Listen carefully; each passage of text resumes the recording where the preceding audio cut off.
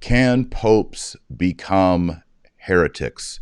You know, the pope is infallible when he speaks ex cathedra, but what if a pope were to say something formally heretical? And have popes in the past said anything formally heretical? We're thinking maybe Pope Honorius I, Pope John the 22nd, etc.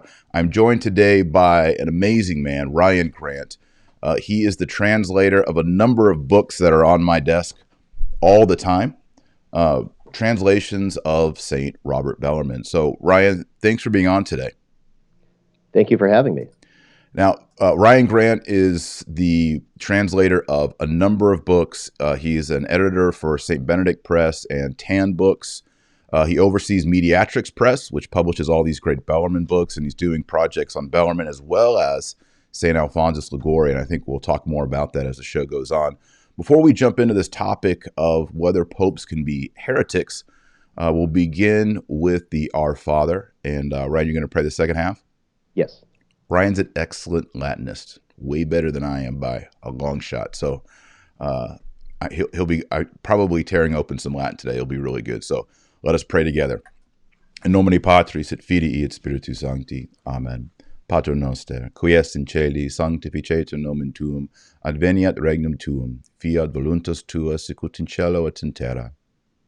Panem nostrum quotidianum da nobis hodie, et dimitte nobis debita nostra, sicut nos dimittimus debitoribus nostris, et ne nos inducas in tentationem, sed libera nos a malo. Amen. Amen. In nomine Patris et Filii et Spiritus Sancti. Amen. Amen. Well, Ryan, it's great to have you.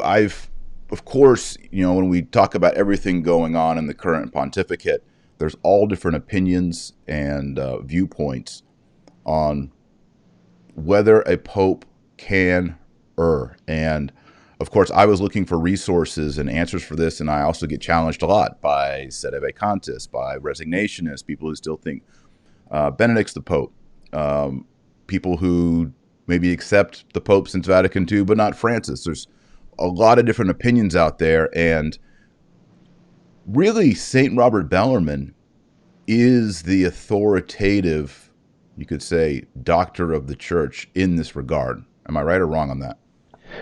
As he's come to be since Vatican II, when his opinions on this matter started being taken up, I'd say it's fairly accurate that he's at least the lightning rod or the locus point for this particular opinion.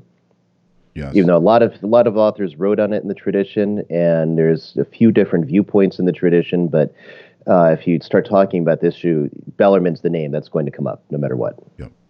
Yeah, and Bellarmine himself traces out 5 opinions that have historically been held on this topic of a heretical pope. Do you want to kind of tee that up and explain people why Sure. he's doing that? Actually, Sure. you know, before we do that, why don't you just tell people about St. Robert Bellarmine, his dates, who he is, what he's known for, and then we can kind of move into what he says about popes and heresy.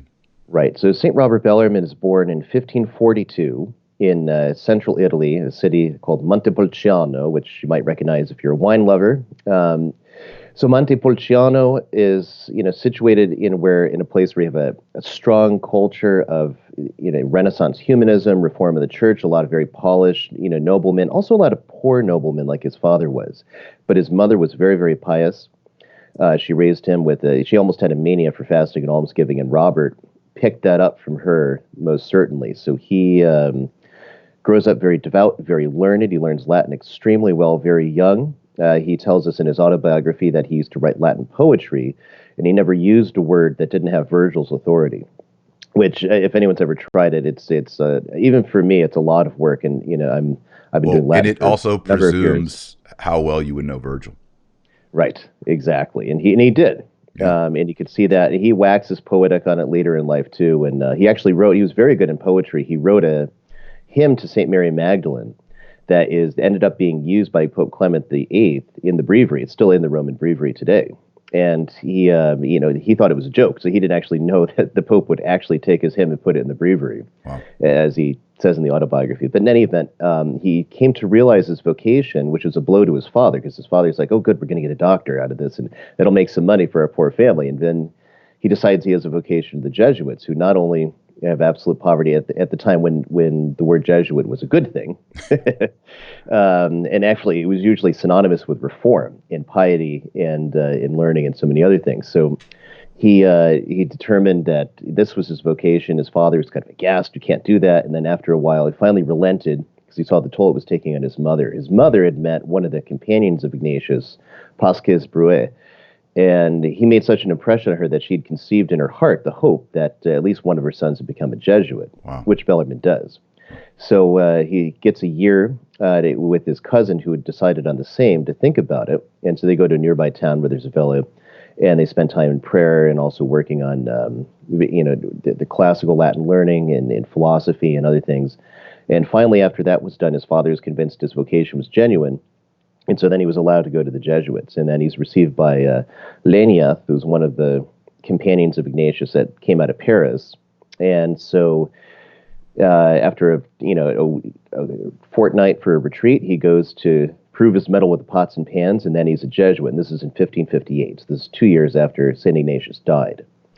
And then he proceeds to become one of the best students in the Roman college. And after that, they said, "All right, well, let's send him out preaching." And in these days, Trent had only just closed, and you could still get away with this, whereas you couldn't today. And actually, where he's not even in orders, he hasn't even been tonsured yet, technically, as a Jesuit brother. And they send him out to preach, and he's even in the pulpit preaching. And then they would have a priest with him that would hear the confessions, which were the fruit of his preaching. He was actually known as being one of the most prolific preachers of his day. So much so that when he was teaching theology a couple years later in Padua, that in Louvain, in Belgium, they asked for him, as he was such a proficient Latinist, they needed somebody that could work a vernacular Latin sermon every Sunday, because they had a course of sermons for the year. And because there was such a melting pot in Louvain of so many different languages, so many people knew at least enough Latin to work their way around business and whatnot. So that so there was and plus the students in the university as well. So they had a whole course of Latin sermons. So he ends up getting sent to Louvain for 7 years. What's interesting too is he has a photographic memory. When he was previously sent to a school in Piedmont, he was told, "Oh, you're going to have to teach Greek," and he had to write to the superior, "I don't know Greek," and they said, "Oh, we're sure you'll manage." And so he starts the class with, "Now, before we get on to Demosthenes, we're going to review all the principles you learned last year." And then at night, he's keeping himself up, learning everything that he's got to teach the next day. But he ends up learning so quickly and doing so well that within 2 weeks, he was actually expounding upon Demosthenes like a master of Greek. And he retained that mastery of Greek to the end of his life. Hebrew, he does the exact same thing when he's in Louvain, is that he learned it and that was more complicated, because Greek, at least you have grammars, you have these books drawn up. In Hebrew, you didn't have a grammar. He wrote the first grammar of Hebrew. It was used for 200 years by both Catholics and Protestants. Really? Bellarmine did? Yes.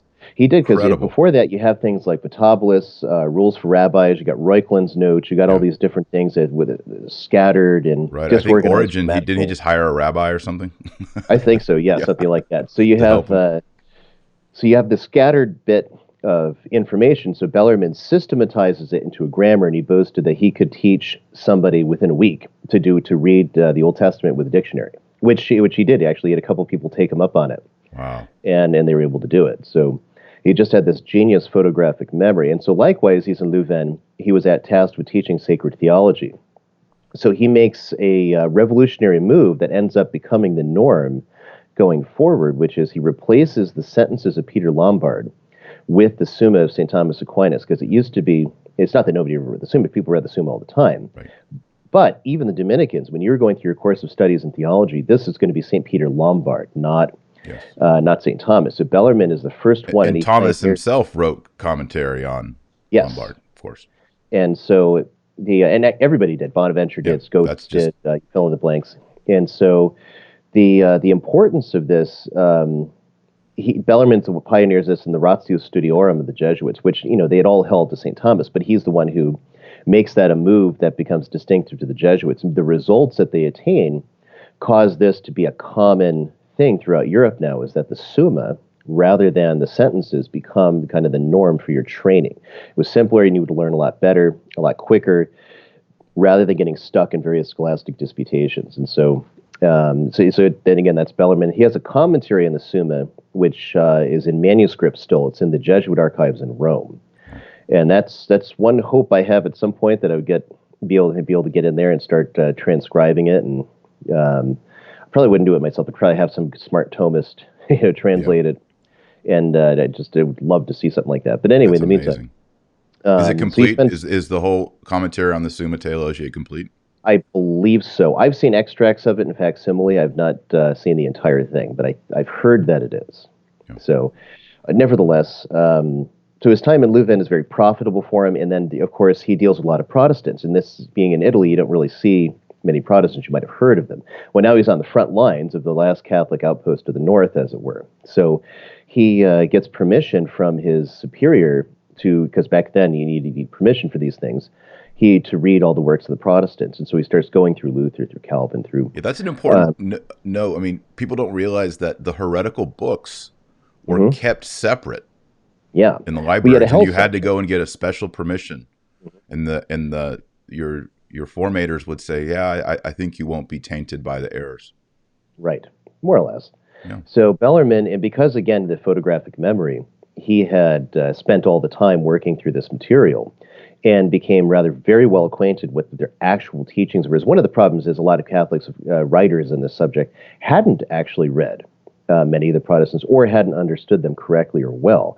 So a lot of their books just kind of fell flat in trying to answer them, because they didn't really understand the root cause. Even Luther, even back in 1521, the theologians that wrote Exsurge Domine for Pope Leo X, they didn't understand the notion of faith alone in Luther.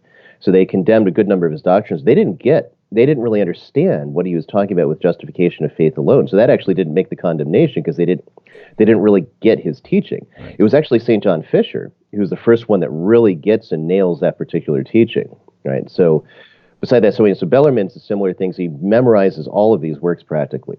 And then his health gets poor, so they ship him back to Italy. So when he's in Rome, the Jesuits were teaching a class of controversial theology, which in those days basically means apologetics. Yep. And they didn't make it work. Whoever was teaching it, they just couldn't get it off the ground. So they go to St. Robert and say, "Oh, yeah, we know you just got back and you're supposed to rest, but here, take on this class." And so he does. And one of the things that blew everybody away is not only did he have the almost perfect knowledge of all of the Protestant writers and what they had taught, at least the main ones, but he also knew the fathers. And he knew the fathers so very well, almost any proposition he could array, 12 Greek and Latin fathers, that he knew almost by heart. Yeah. And in those days, those were rare.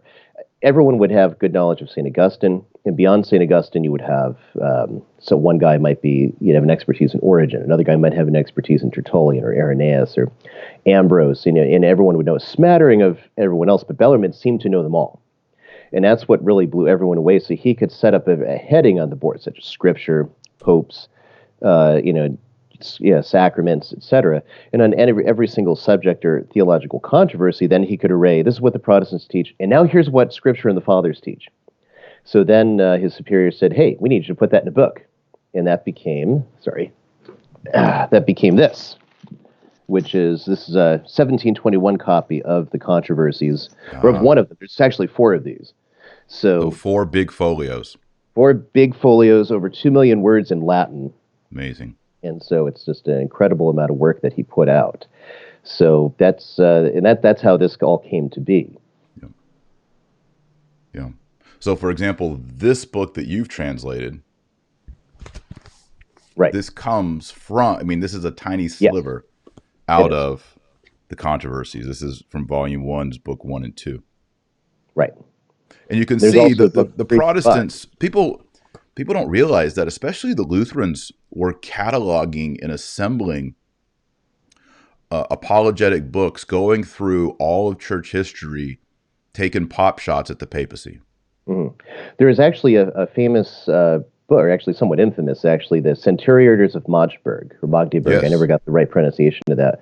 So they basically were Lutherans. Their chief was a certain Matthew Flavowitz, who Latinized his name to Illyricus, and Flaccus Illyricus. So he compiles all this data and then see what they can sift and what they can take. And so they produce a history, which are called the Centuries of Magdeburg, which put the history of the church to try to show that the early church was Lutheran and not Catholic. Right. And now today, nobody quotes from it because it's such a wretched history that even by the 18th century, Protestants, knew who were experts and very good in history say, yeah, that's worthless, because it didn't follow any plan of historiography. It basically meant to show the Pope's Antichrist and, deal with it. And so, but it was such a self-contradictory book in so many places that Bellarmine just decides to have a lot of fun with it.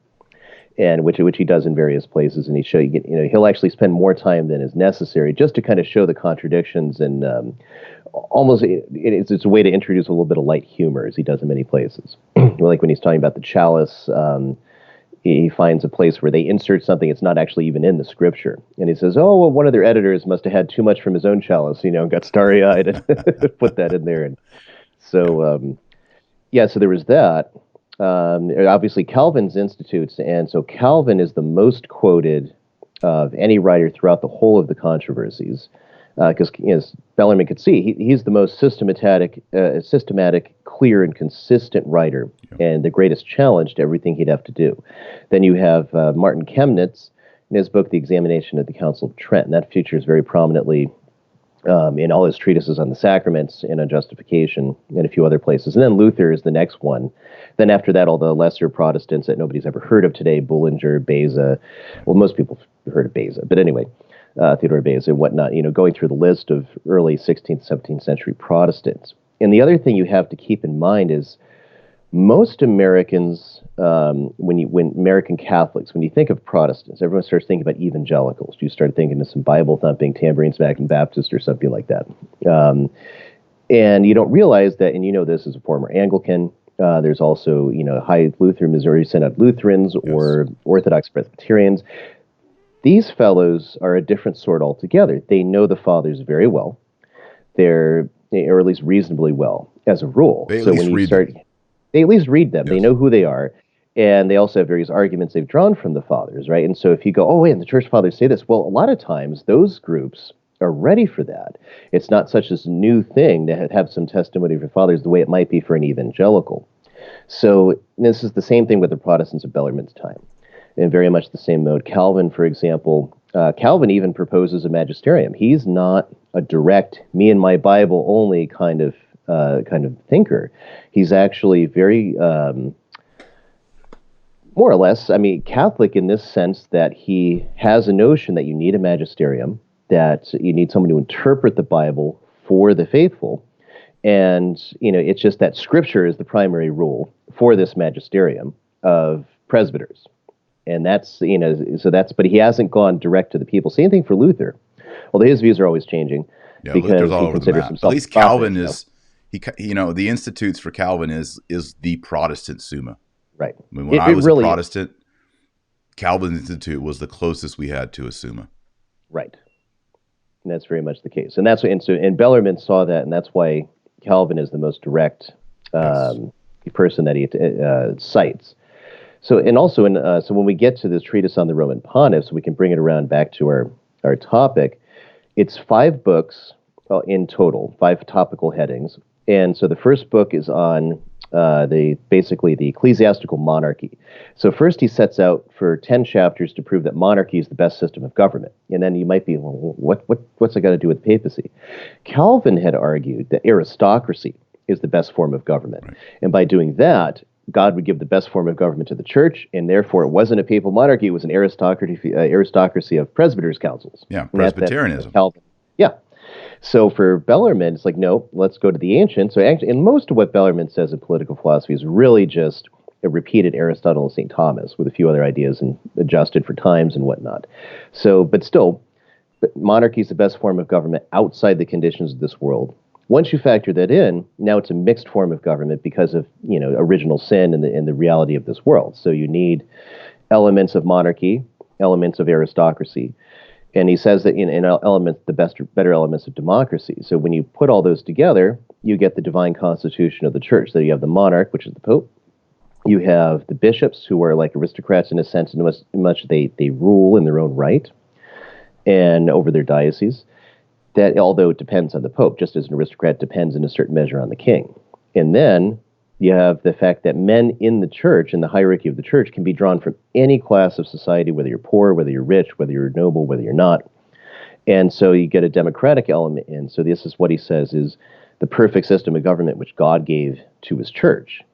And so then he sets to prove Peter was given this ecclesiastical monarchy exists in the church, and it was given to Peter.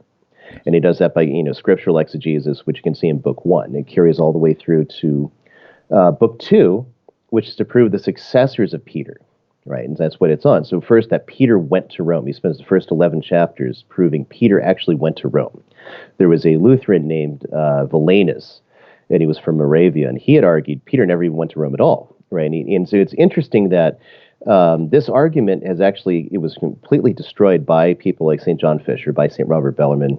All of a sudden, it's cropped up again today, and you find amongst certain, I say certain is not all, certain groups of Eastern Orthodox have actually picked up Valenus's ideas, and now they try to argue, and you find them online, you find them in various forums. Oh yeah, Peter never went to Rome. That's all, Catholic made-up stuff, right? But it's not true. And so Bellarmine marshals the testimonies of the early fathers who all reference Peter's tomb being in Rome. And not to mention he catches all the contradictions of Valenus and other things. So then he goes to the successors of St. Peter to prove from the fathers, from Scripture, that in divine law, arguments, reason, etc., that once Peter had chosen Rome and he died there, that's where his see would remain. So that the choice, he argues, basically the choice of it in itself was accidental, but once chosen, that became his see, right? And so all the successors of Peter would rule in Rome, and he proves that from so many different ways against Greek Orthodox arguments as well as Protestant arguments. And so you come to chapter 26, where he vindicates the principle, the first see is judged by no one. And he goes through at length different arguments, mostly from Nilus Capasias, who's the Greek Orthodox theologian that he's responding to through in this place. And so he writes on this matter, but he stops, and he admits in there that, heresy is the only reason that the see could be judged, that Peter could be judged. And he says this in book 2, chapter 26. But then he says, but we're going to deal with this later. And so what you see, and then when he does get to the question, it starts to become clear why we have this certain exception. Okay, and I guess that's the part we should really start going through. So then he responds to some more Protestants, and then at last you get to book 2, chapter 30, which is very much on this particular question. And in a certain sense, it's a bit of an obiter dicta. It's a what if, because he's basically stopped and said, well, we've proven the Pope is supreme authority in the church. We've proven the successors of St. Peter are the head honchos in the church. They're the supreme pontiff, bishop, that rules over all bishops in the whole world. So, if he has no judge on earth, what are you going to do if he goes wacky, more or less? Yeah. If I could just pause here.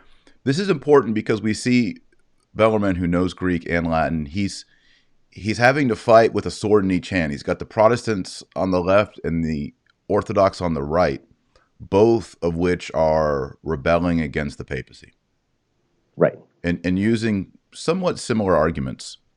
But of course, the Orthodox are more nuanced. So yes. It's important to see that here's a great intellectual giant doing battle with each side. Right. And I'm far more brilliant than I think most people have noted. Certainly far more than I am. When I read Bellarmine, you get this feeling I'm on the shoulder of a giant. Yeah. Or actually, frankly, any author in those times, even those who were not nearly as smart as Bellarmine, still have the same feeling. We're on the shoulders of giants here. Can I ask a quick question? Because I haven't read that section that you're speaking about on papal supremacy in the Controversies. Right. But I have read Thomas Aquinas's book Against the Errors of the Greeks. Mm-hmm. One of the problems, this is the book that Thomas was carrying in 1274 when he's going to the Council of Lyon to dispute the Orthodox, the Greeks. Right. One problem that's super embarrassing about that book that Thomas Aquinas compiled is, I'm going to wager about 50% or more of the patristic citations that Thomas is using to substantiate the papacy are falsified, are forged. Mm-hmm. And pretty much everyone today agrees with that. Right. And then there's also the false decretals, the Isidorian decretals. Mm-hmm. Is Bellarmine aware of these things? Oh yes, very much so. So because the Lutherans are going to, and even the Orthodox eventually are going to go full bore on showing that these are forged documents and all that. Thomas Right. didn't have that advantage. Bellarmine does. Mhm.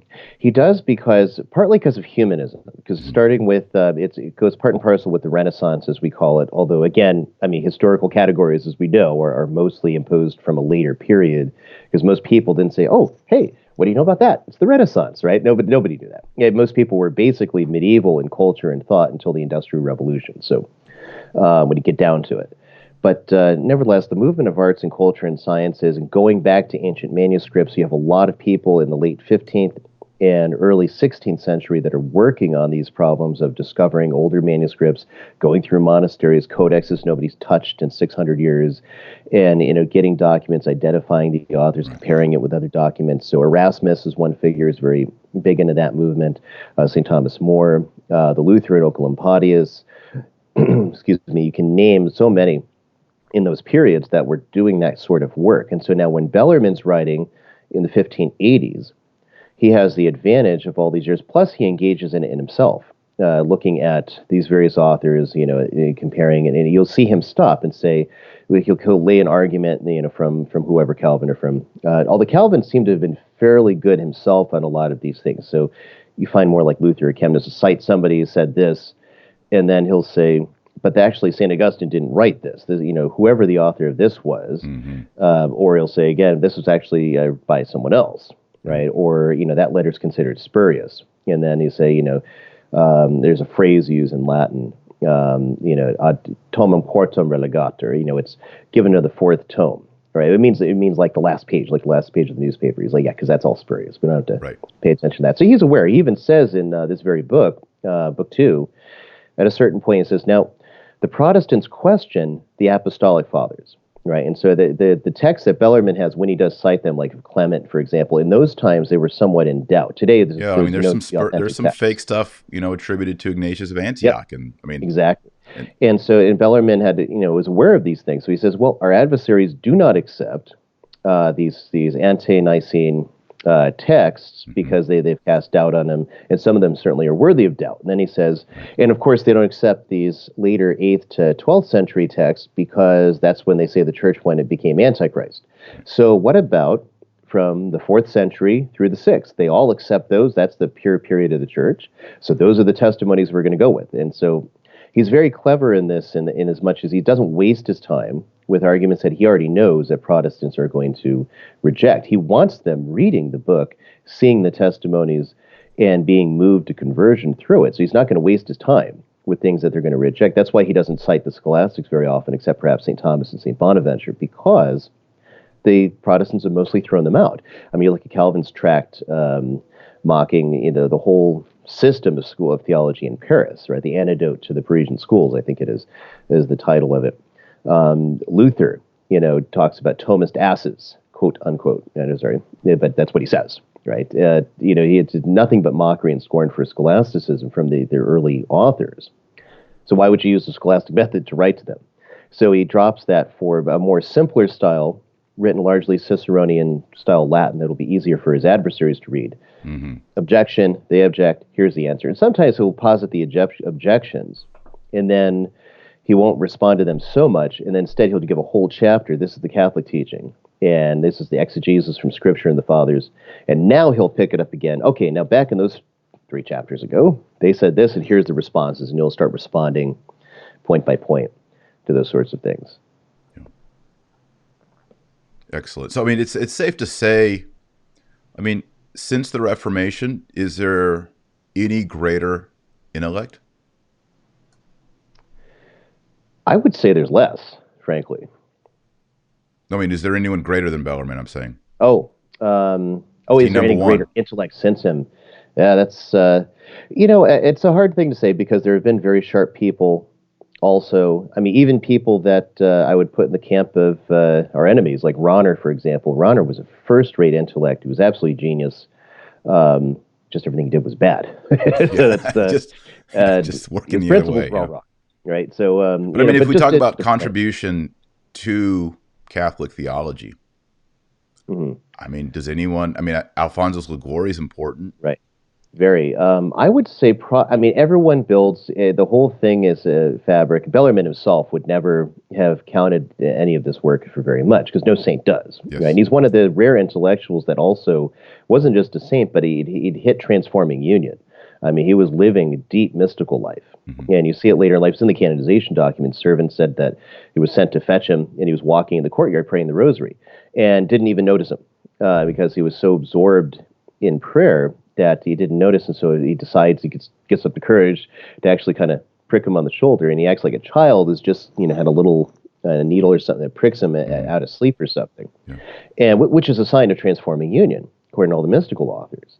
And he had it again, deep love for the poor. He had no attachment to any possessions, even things that all in of themselves are perfectly neutral, perfectly fine, but he went the extra mile to say, no, I can't be stuck on these things. There was an ancient sundial from like the 9th or 10th century in the residence he had when he was made a cardinal, which he hated being a cardinal, by the way, to add that. And then he said, well, it'd be nice to kind of fix it up. And they told him how much it would cost. He said, oh, no, how many dinners for the poor is that going to be? And he actually thought of it as robbing the poor of their meals. He would go out in the street, somebody would ask him for alms, and he saw he didn't have any money. So he'd take his cardinal's ring, and he would give it to the guy and say, all right, now there's a certain pawnbroker over the Via della Scraffa, just go take that over to him, and he'll give you what you need. And then he'd go back later, get the ring back so he doesn't cause scandal and so many things. Or he had a silver vase given by Cardinal Aldobrandini, who's Pope Clement VIII's nephew. And his head of house, Guidotti, it was his I can't remember the right term for it, but the guy runs his household. He was always nervous because Bellarmine would always say, oh, no, get that silver vase and give it here to this poor man so he can get some money for the silver. And he was like, no. And he would always go find some more money because he didn't want the Pope's nephew to see that Bellarmine had given it away and take offense to it, things like that. But he so loved the poor. And also when he was a bishop, same thing. Emptied out basically is anything that properly belonged to the bishop in terms of his own use and money and whatnot. He made sure to give everything to the poor. He paid to bring priests in to preach to the people, and he paid them that way. They wouldn't ask for anything because he knew the type of people that in the Naples area where he was a bishop. And he realized, they've had the vagus priest problem for so long. Priests barely any training come out, do the equivalent of pig Latin over some bread and say, oh, look, I did a mass, give me some money. And so now that he's paid the money, so the priests will come in and just preach and ask nothing of the people. Once they see that, they'll come and listen, which is exactly what happened. It was an amazing thing. He's really the model of a completely selfish, sacrificial bishop until he gets yanked out of that very blessed life and back into the cardinal's life in Rome under Pope Paul V. But anyway. Excellent. So a saint and a scholar. Right. All right, let's look into this. I would recommend everyone the two books that I think cover what we're talking today is the book that Ryan Grant prepared called Papal Error. All right, this is a good book. Look how short it is. I think I read this in one sitting. I loved reading this book. And then the other one, which we'll talk about, I think, more today, is this section out of the Controversies. And I've got it all marked up as well. Very good. And then there's links below this video to the works of Ryan so you can order them and get them. I recommend, if you're interested in the topics we're going to cover today, that you get these two books so you have the reference. So could we go ahead and look at Bellarmine's 5 opinions? Sure. On a heretical pope. Now, I did something kind of geeky. I made a spreadsheet as I was reading your translation of Bellarmine, because I wanted not only to number the positions and have them referenced in my mind, but I also wanted to associate the authorities, the theologians that he associates with each of the opinions. So I'm going to try to put this up on the screen. Let's see if it... Nope, that didn't work. Let me try something else. Here we go. This is going to work. Okay, so you won't see it, Ryan, on your side, but I've got a little homemade spreadsheet here of the various positions that Bellarmine lines out. And so, and Bellarmine here is, these aren't his 5 opinions. I mean, I get, he does talk about what he agrees with, but he's looking at the Catholic tradition. He's saying, okay, can a pope become heretical? And if he does, what happens? Nothing? Right. A council? Does he just automatically fall out? What's going to go on? So why don't you walk us through, and then, maybe I can pause every once in a while and we can refer to the sheet on the screen. Right. But it's pretty straightforward. So if you want to preface this before we go into opinion one, go for it. Sure. So before we do that, so one, I'm going to be reading out of the Latin, even though I did make the translation, but still, you're just more comfortable with it. And two, it needs to be borne in mind too. A little bit of Bellarmine's ecclesiology. We'll touch back more in depth on that later. But membership in the church is a tripartite public sign. So for the Protestants, church membership is invisible for the early Protestants of his time. So you have Calvin, Luther, etc.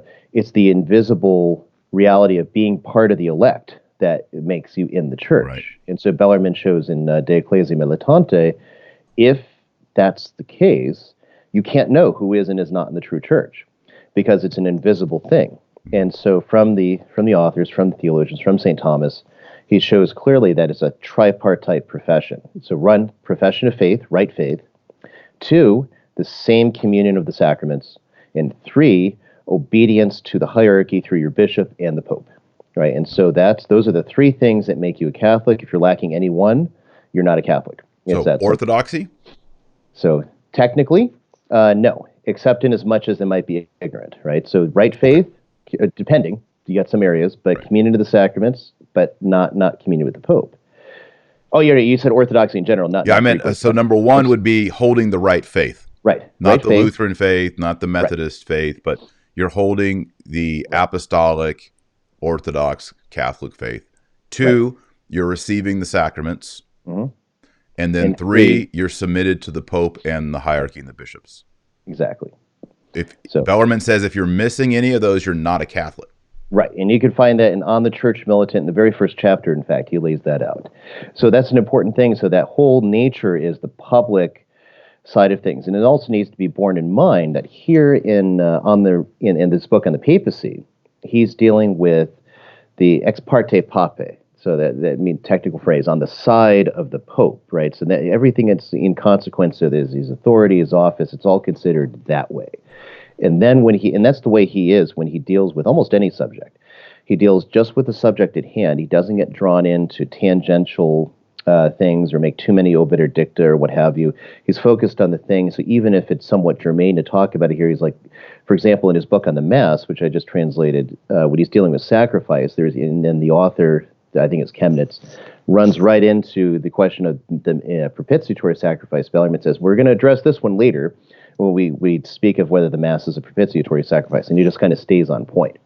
So likewise here, all the considerations of what we're about to talk about, these are all on the side of the Pope.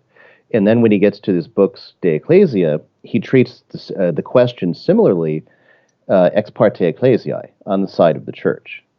So, but anyways, he goes into chapter 30, and so it's the 10th argument that the Pope, in a case of heresy, is judged by the church and deposed according to the canon C Papa. Therefore, the Pope is subject to human judgment, as again, we're back to that, the first C is judged by no one, that he's proving.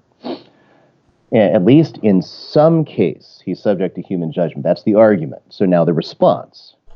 Hey, real quick, can I ask a question? Yeah. Tell us what C Papa is, because it's referenced a lot. Right. So that's a canon. So the way that you have the canons in medieval canon law, and which they'll continue, actually, and you have different collections of canon law. It's not like it is in 1917, where you get it all in one book, right? The Pius X, Benedict XV reform that created that. In those days, to be a canonist was far more intense science, even than it is today, and it is a very serious science. And you had not just training in principles, but you had so many different collections of law, and you had to be a canonist to know whether this law actually applied or not. So this is a canon that's in the distinctions of Gratian, and so the canon is C Papa, so it gives the name, just like an encyclical, for example, is named after the first two words. Well, likewise, the same thing is true with these canon laws. They're usually named. So, and I don't have the text of the whole canon in front of me. If you want to read more on C. Papa, Cisco and Salza in their book True and False Pope, they quote it at length with the historic commentary on it canonically. So that might be the place to look for it. So, yep, that one. That would be the one. So anyway, so he makes the response to this particular argument. There are 5 opinions on the matter, and the first is of Albert Pigius in his book on the ecclesiastical hierarchy, where he contends the Pope cannot be a heretic, hence he can neither be deposed in any case, which is a probable opinion, and can easily be defended, as we will show in its own place. Nevertheless, because it is not certain, and the common opinion is to the contrary, it will be worthwhile to see what we should answer if the Pope could be a heretic. All right, so that's one of the important things to note here, is this is largely theological speculation. Yeah. Everything that goes down here, it's not ipso facto. This is absolutely what the Church teaches. So he's getting that. You see it from the verbs here. All right, that is subjunctive. So, quid sit respondendum si Papa hereticus esse possit? What the response should be, sit, Yes. if the Pope possit could be a heretic. So, therefore, the second opinion. And this well, is real quick. So it it seems to me in reading this, studying this, and then also reading Sedevacantis literature, that the opinion amongst most online Sedevacantists is that, and I might be wrong on this, maybe you can straighten me out, is most of them say Bellarmine and themselves hold to number 1, but if it could happen, then opinion number 5.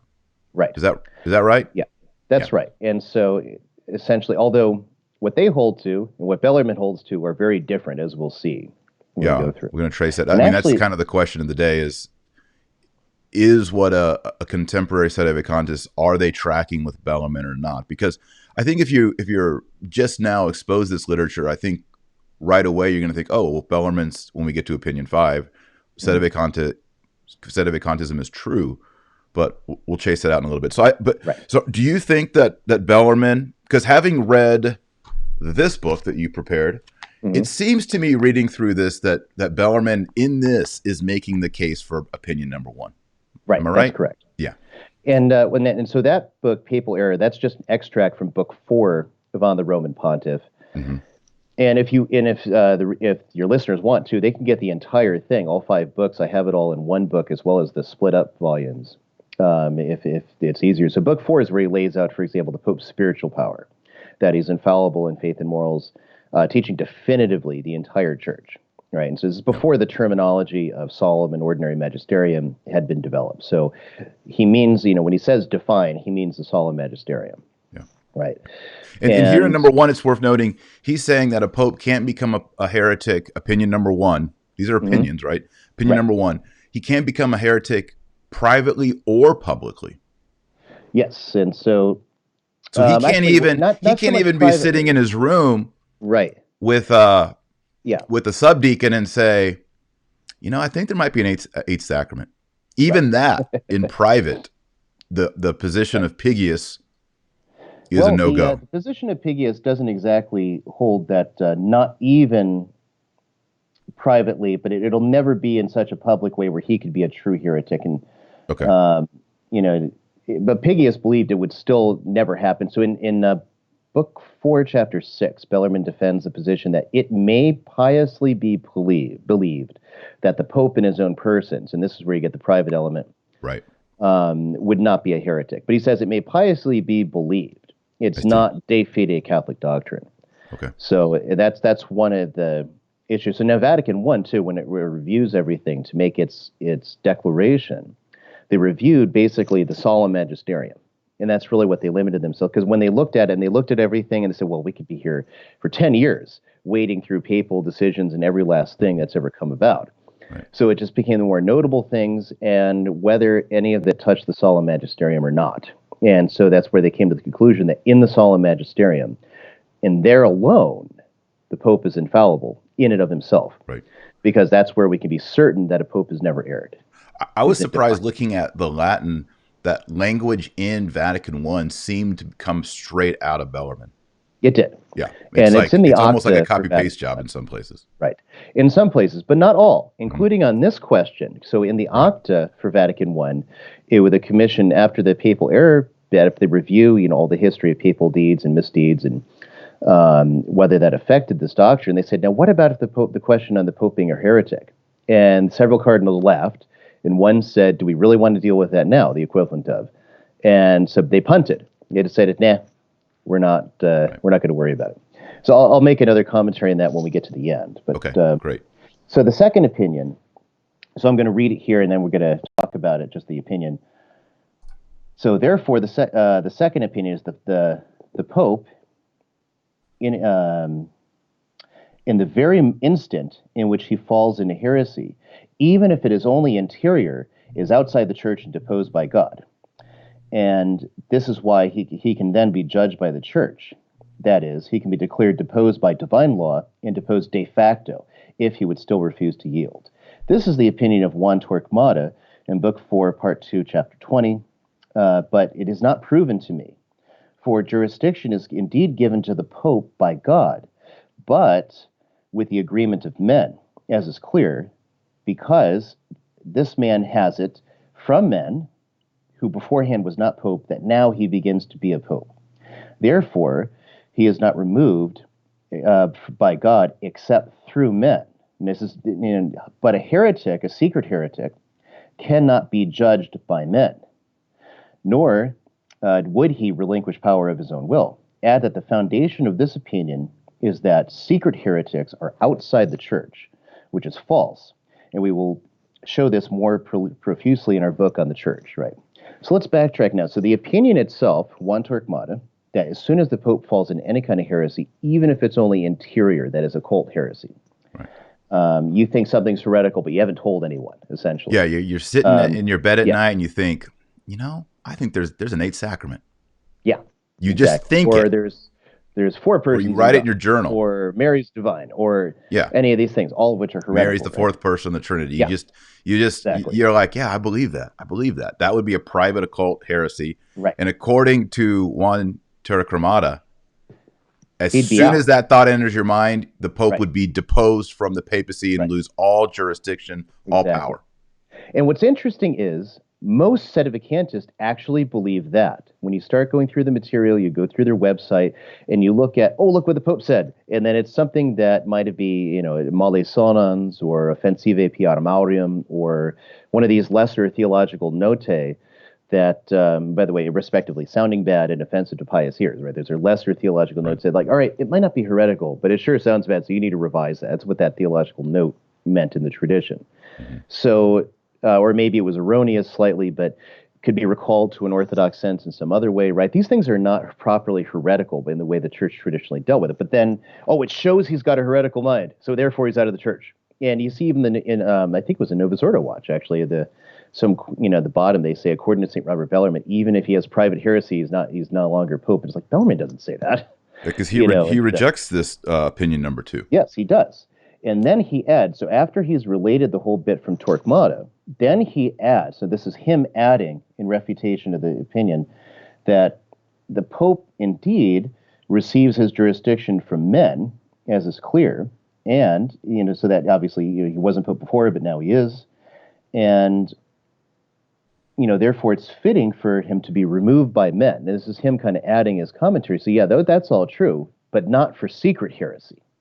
So that's interesting. We'll return to that concept of he needs to be removed by man. So the reason an occult heretic does not cease to be Pope, because remember, the papacy... And just so everyone, we're using occult in the Latin meaning, which means secret. Hidden, not he's a practitioner of the occult. Precisely. Yeah, that's okay. So he's a secret heretic, which means that, and don't forget too, he knows that the thing is heretical. We have to kind of put a distinction between a heretic and somebody that holds a heresy.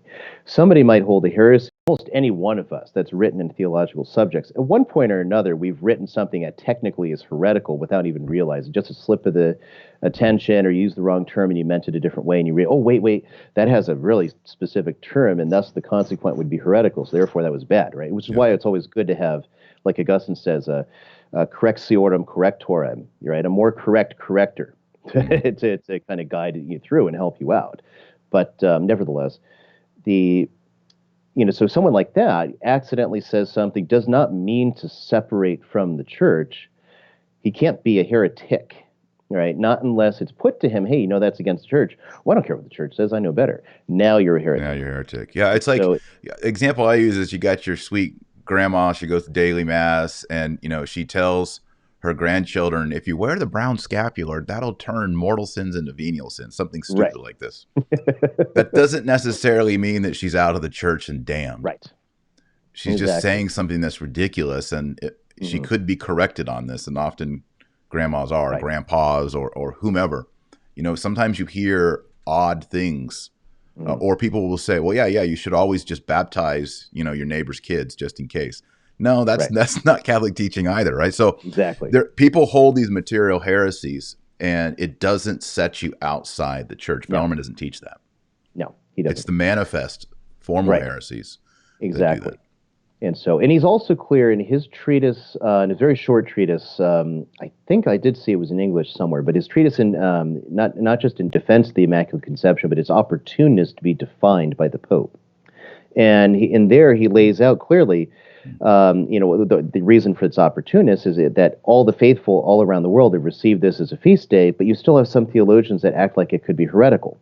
And then he goes to show what can't be heretical. Why? Because the contrary has never been defined by an ecumenical council or by a definition of the Supreme Pontiff. Therefore, it can't be it can't be a doctrine. And he also says, and look, it's so many different things with the Immaculate Conception. So it's essentially the same thing you get for St. Thomas in Prima Secunda, where he's talking about faith. And he says, one heresy corrupts the virtue of faith if it is willed. Right, you got to will to have to heresy. That is, you got to accept it, know it's heretical, and accept it anyway. That will corrupt the virtue of faith, so that you no longer possess it. So, and that will happen in an occult heretic. But on the outside, basically by a defect of error, he appears to be in the body of the church, but he's not actually in the soul of the church. And that's another ecclesiological distinction Bellarmine makes: the body of the church, meaning what we see on earth as being members of the church, and the soul of the church being those who are the elect, who are saved, right, that are foreknown by God, but not forewilled. Right. Yes. But anyway, so we got number one: a pope can never be a heretic at all. That's number one. Right. Number two is any privately held heresy would immediately depose the pope from office. Okay. That's correct. Now we move on to opinion number 3 on a heretical pope. Right. So then he says the third opinion is on another extreme, namely that the Pope, neither through occult heresy nor through manifest heresy, could be or should be deposed. This Torquemada relates and refutes this opinion, he says, and rightly, for the opinion is exceedingly improbable. Firstly, because a heretical pope can be judged, as is expressly held in the canon, see Papa, and which is cited by Innocent III, he means, in his sermon on the consecration of the Pope. And because, what's more, in the 8th Ecumenical Council, that is the 4th Council of Constantinople, in the 7th action, the acts of the Roman Council under Hadrian are recited, and in these it was contained that Pope Honorius seems duly to have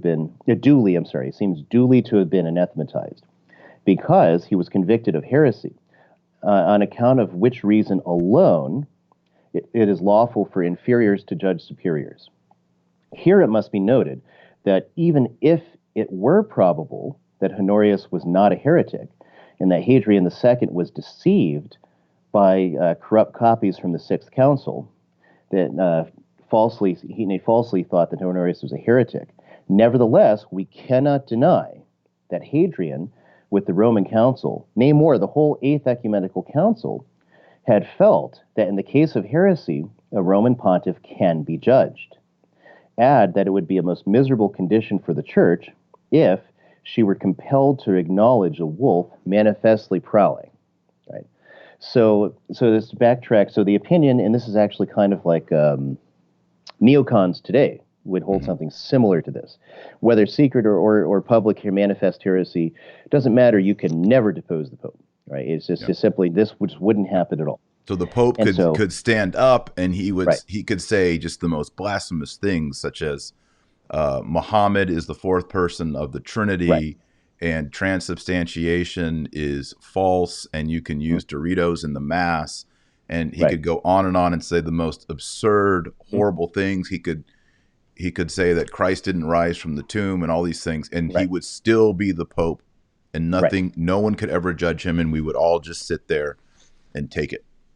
Basically. And so Bellarmine shows that this is wrong, right? Because And God would not allow the church. It couldn't happen that God would say, "Yep, this is what you got to do," and you got to sit in this situation with the corruption of faith, just happening all around, or the faith being reduced to a laughing stock in that way. And when I made my spreadsheet and I put people who support this position, the spot's blank. He doesn't give any. No, he doesn't. No one, Because he saw no one the holds opinion this related position by because it's in just not Torquemada. in the tradition. Right. It's not. It's. I guess you got to wait for. I don't know, current Austin Everay or someone like that to have somebody who defends this opinion. But nevertheless, the bit on Honorius is interesting too, because as you see in book 4, I think it's chapter 10. I can't remember where it actually shows in the full work. It is different chapter numbering in Papal Error. He says that Honorius was not actually a heretic, and he goes on a very long defense of Honorius. And that was common in the 16th century. Cardinal Baronius spends a lot of time working on that. I think he was the first. No, he wasn't the first one, but he's the first one to make a compelling case that there were false documents present in the next council that related the acts from back then, that something was inserted that wasn't there, namely the condemnation of Honorius. That someone who was envious because the Patriarch of Constantinople, Sergius, was condemned, so they wanted to stick Honorius in there too, right? That's the theory. So that was the common theory, probably with the exception of Melchior Arcano. But then there's a shift. I don't know exactly when and why it takes place, but sometime around the late 18th, early 19th century, in theologians who then argue, yeah, Honorius was condemned, but not for being a heretic, because he didn't do enough and he didn't teach clearly enough to prevent the heresy. Because you have various ancient testimonies, Maximus the Confessor, you have others that wrote in defense of Honorius and saying, no, he's not teaching Christ has only one will. He's teaching that when you consider only his human nature, there's one will, which is both probable. It looks right, and then almost all theologians admit this when they deal with Honorius, at least going through the 19th century. You could find more on that. Any treatise De Verbo Incarnato, if you can read Latin. Yeah. So, but and when you read Denzinger on this, you do see that, for example, Honorius' successor, Leo II, does uphold a condemnation of Honorius. So, right. whether or not Honorius was actually heretic, right. And we do have the belief, right, in the 7th century and the 8th century and in the Roman Breviary after that, that a pope could become a heretic and he could be anathematized by the church. Right. Or at the very least, he could teach heresy, even if not being a heretic. It could happen. Right. He just couldn't define it, but he could certainly teach it. Yeah, no one holds that Honorius defined the monothelite heresy. Exactly. It's just that he wrote 1 or 2 letters to Patriarch Sergius saying Christ could have 1 or 2 wills, which is heretical, but it hadn't yet been defined by a council. It's complicated. Right.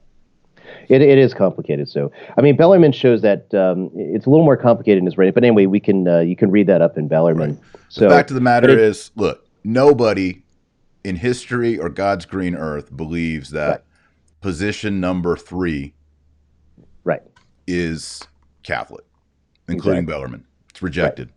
Except possibly the Pope remains Pope. And Anthony Spadaro. And you know what? I've with things going on with Francis, I think early on, my default position before I started reading Bellarmine was, okay, I wouldn't have called it opinion 3 because I wasn't familiar with the 5 opinions, but I think my early sort of huddle down, bury my head position was, okay, well, he's the Pope. There's nothing we ever can do about it. We got to just let the wolf stay wherever he is. God has no means for this situation. Right. So I think there was a time when I held to 3, but now I see that this is probably the weakest I don't know. Number 4 is pretty weak too, but at Right. least it has some people supporting it. Right. But yeah, 3 is really weak, Right. It is. So and I've getting to retreated 4, from it completely. and so although 4 is, I mean, 4, it's like its eternal reasoning is weak, but the position itself is not that far from Bellarmine's own position. So what it is that it's Are just we a moving to question number of the 4 now? goalposts. So we're going to number 4. Okay. So just to preface it, it's much longer. I'm going to do more summary for this one. Okay. Good. But it's so basically, so Cajetan sets the goalpost up here. Okay, at this point, he ceases to be a heretic, or he ceases to be pope because he's a heretic, namely when a council judges him. And Bellarmine says, no, that doesn't make sense because it doesn't have the authority to judge him if he's a true pope. Right. No one judges here. they first see. He can't be the true pope, right? He has to have been deposed. So ex parte papae, he's been deposed. The reason a council can judge a pope is because he's not really any longer the pope. That's really what you're getting to. That's why, backtracking, he says that in heresy, in case of heresy, the pope can be judged because he's not actually in his person the pope at that moment. Mm-hmm. But you still need this process of discovery, as we will see. And we'll vindicate that position, even though the Sedevacantists really don't like that. But so the fourth opinions of Cajetan on the authority of a pope and a council, where he teaches that a manifestly heretical pope cannot be deposed ipso facto, but rather he may and must be deposed by the church. Such an opinion, in my judgment, cannot be defended, as Bellarmine, in his judgment, can't be defended. For in the first place, that a manifest heretic is deposed ipso facto is proven from authority and reason. The authority is of St. Paul, who in his letter to Timothy 3:10 bids a heretic after 2 rebukes, that is, after he appears manifestly pertinacious, is to be avoided. And understand, this is before any excommunication and sentence of a judge. Jerome writes in the same, commenting on this very same place, he says that other sinners are excluded from the church through the sentence of excommunication, but heretics are cut themselves off from the church and are removed from the body of Christ. But you can't avoid a pope who remains pope. How will we avoid our own head? How will we recede from a member joined to us, right? And so then he adds on, the reason is very certain, and he gives, the argumentation for it, which is obviously that,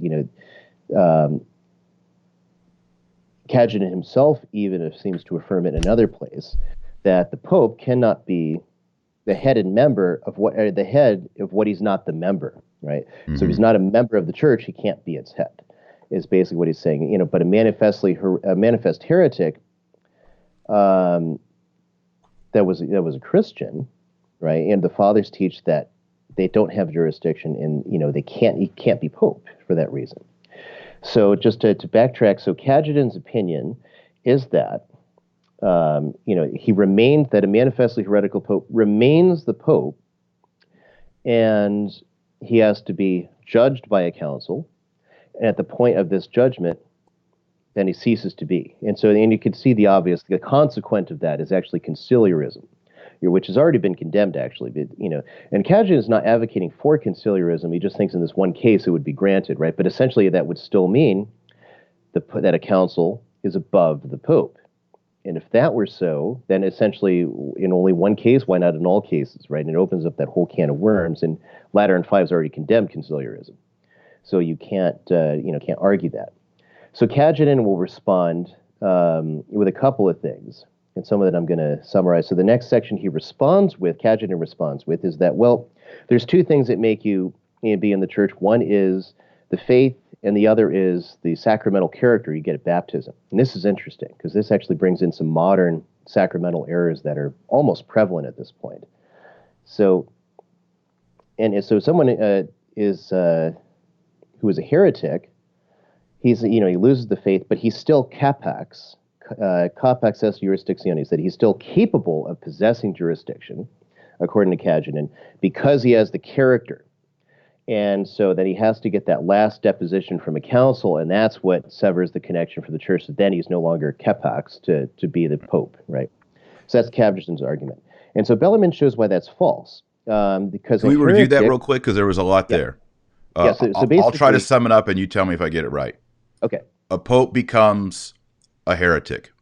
Mm, He is still the pope until a council declares his heresy. right. In that moment, he falls from the papacy, Not just declares it, judges it. judges So it.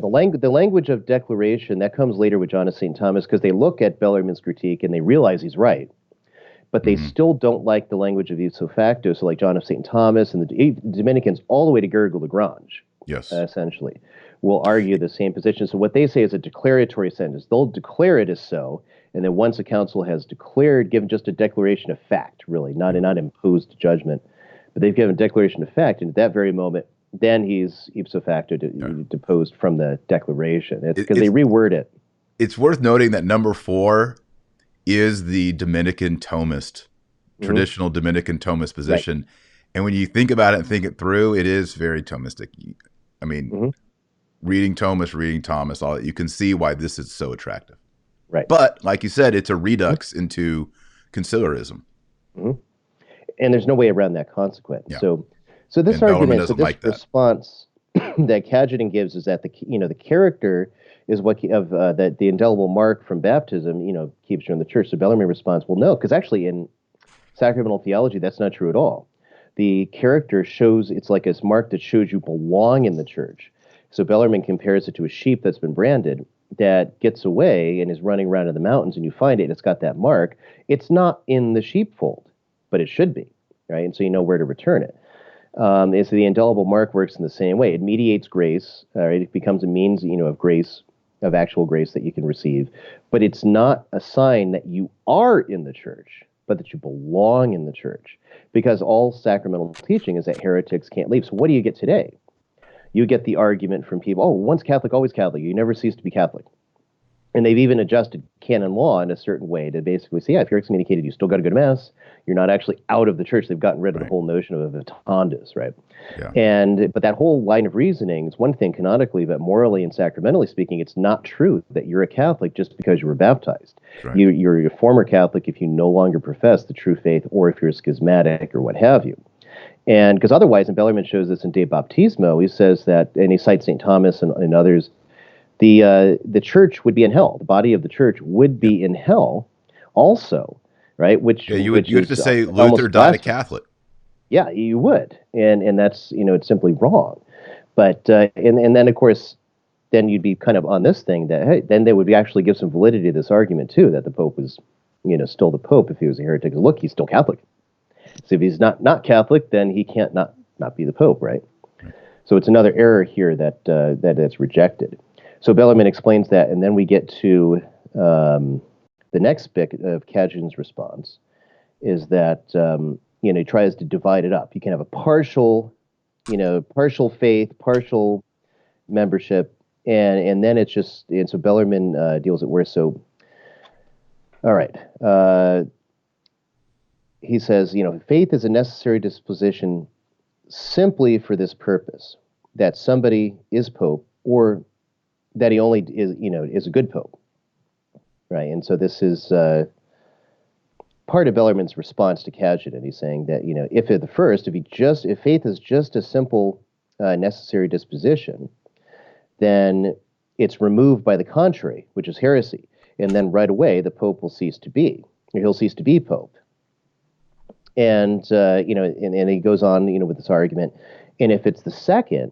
If it's not just a simple necessary disposition, but it means that you can be a good pope, therefore then the pope could never be deposed for heresy at all, right? Because he could just be ignorant or so many things, and he wouldn't actually be on the hook or responsible for this or that thing. So it can't be that. Excuse me. So faith has to be a disposition, simply public faith, that is. In order to be the Pope, right? And so Cajetan has his answer, try to get around it, and it really doesn't work. And so then Bellarmine starts citing the authorities, going to, Pope Celestine I, Saint Cyprian, and a good number of others. So then we might as well close that out to the fifth opinion. I can't really see anything, because I already kind of summarized what the last objection of Cajetan is, just with the, the council being above the Pope and the veiled conciliarism So, and whatnot. but Cajetan's argument is based on, it's kind of important for people, there's a scriptural basis here where St. Paul says that a heretic is to be warned or censured 2 times. Well, Bellarmine also makes use of this too. Yes, but I mean, they're realizing, okay, well, the process for heretics would apply to a pope, it doesn't matter who. The biblical process would apply even to a pope. We can't say he's exempt from Scripture. Manifest. Essentially, it's how you determine it's manifest, right? Yes, exactly. And so just before I even get to the fifth opinion, which it's short enough so we can read it. If you look at it, so like I said earlier, you're basically moving the goalposts. So both Bellarmine and Cajetan agree there needs to be this rebuke, this correction that's given by, principally by the bishops of the world, whether that's imperfectly or perfectly in a council. But Bellarmine says that if he's truly a manifest heretic, then he's already ceased to be pope at that point on his side. But the church needs it for the public witness because it's a public office, and so they need to give. And so it's absolutely clear that he's manifestly pertinacious in the heresy. He didn't just err in good faith, because all theologians agree for the most part that the Pope can err in good faith. That is, he doesn't know it's a heresy, and he says it, but he might not have been trained well. And historically, at a lot of popes that were not particularly well trained theologians, that's why they had them. Yeah, you have John the 22nd, who says Mary and the saints don't immediately receive the beatific vision, but wait till Judgment Day. That was heretical. He did recant. You had Pope Nicholas I, I think, who said that you can baptize in the name of Christ alone, not the Father, Son, and Holy Spirit. Right. That seems heretical as well. So there are some examples. There's responses for that one. I don't have it drawn out. Well, Bellarmine answers that actually in Papal Error, but also theologian Duranzo has a response to that too, that it was according to a specific sense. So in all of these cases too, what they said can be recalled to an Orthodox sense if understood correctly. And that's also one of the problems with the mixing of theological notes. And you see this a lot with the Sedevacantist. Something that is heretica, nota heretica, is explicitly and directly contrary to a revealed article of faith, something that has to be believed de fide. Right, and so obviously there's 4 persons of the Trinity. Right, it's completely contrary to what's defined in Nicaea, or again that Christ is God. Christ is trying to say Christ is just a man; he's a nice man, etc. Directly contrary again to Nicaea, etc., etc. So you go on down the various doctrines of the Church, or solemn judgments that Mary was not immaculately conceived. That's directly contrary. To say it now is directly contrary to Pius IX's definition. So that's what would be a nota heretica. Saying something that it sounds bad. I mean, think of a lot of papal airplane press conferences. They sound bad. The note male sonans seems to apply.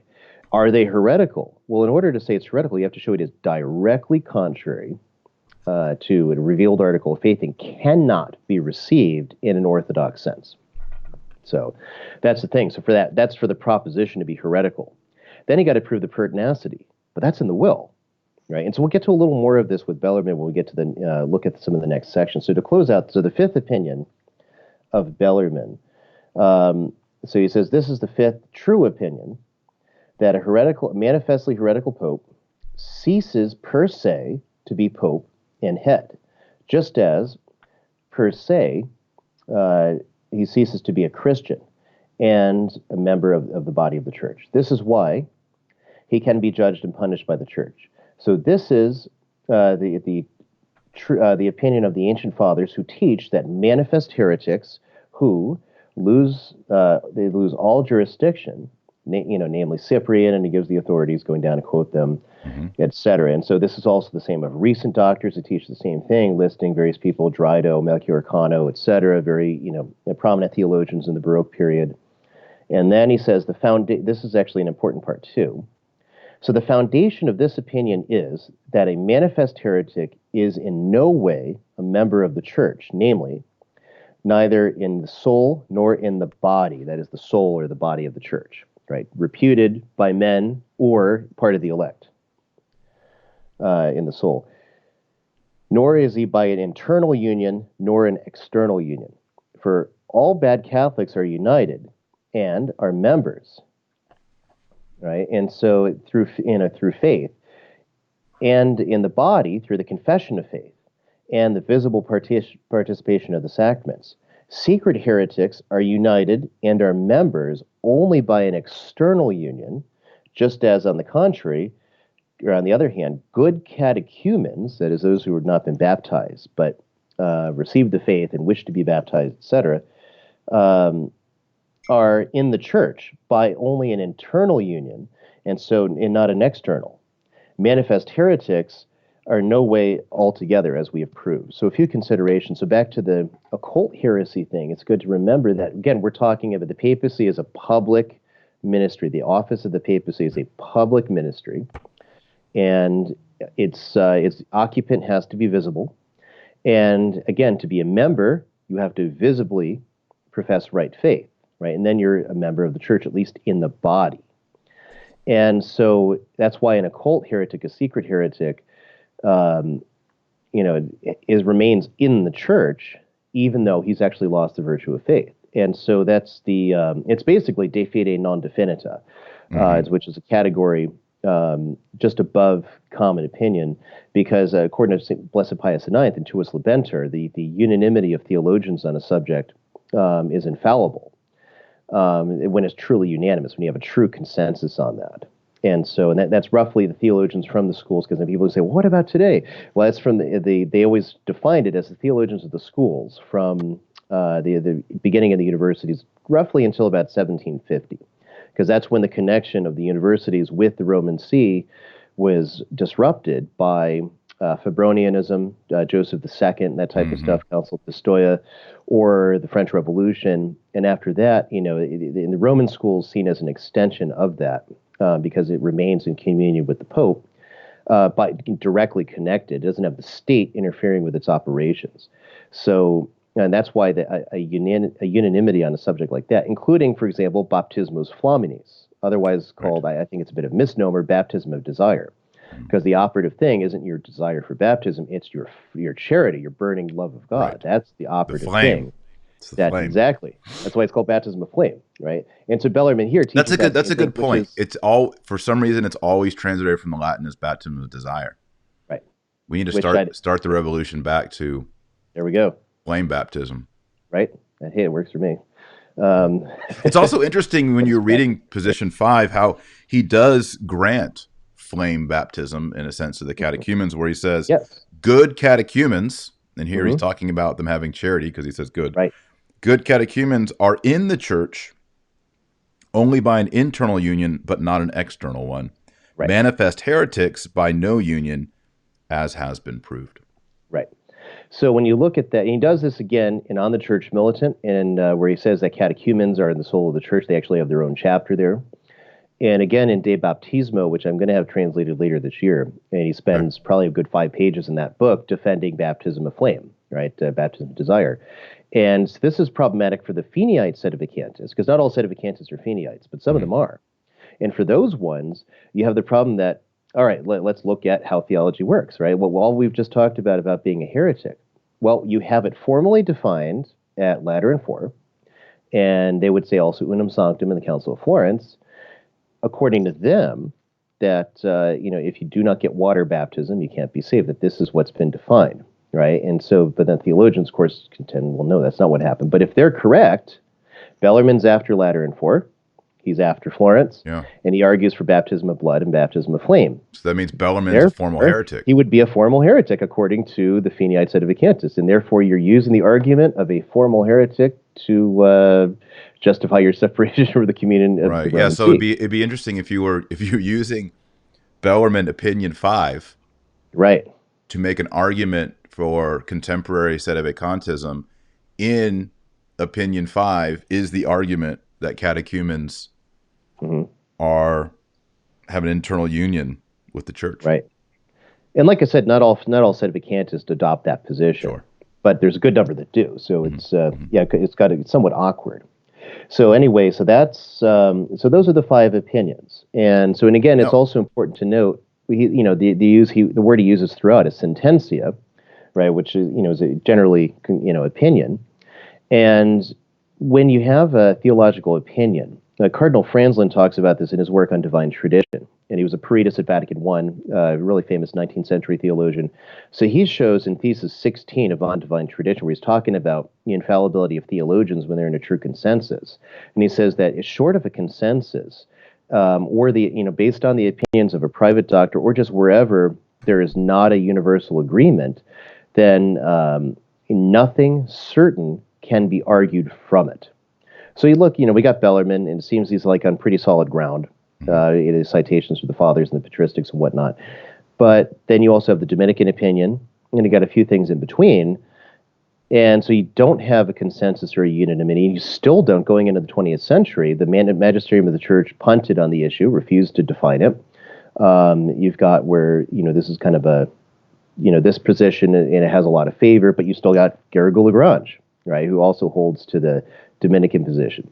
Does you don't have unanimity. Restate what we would call opinion 4?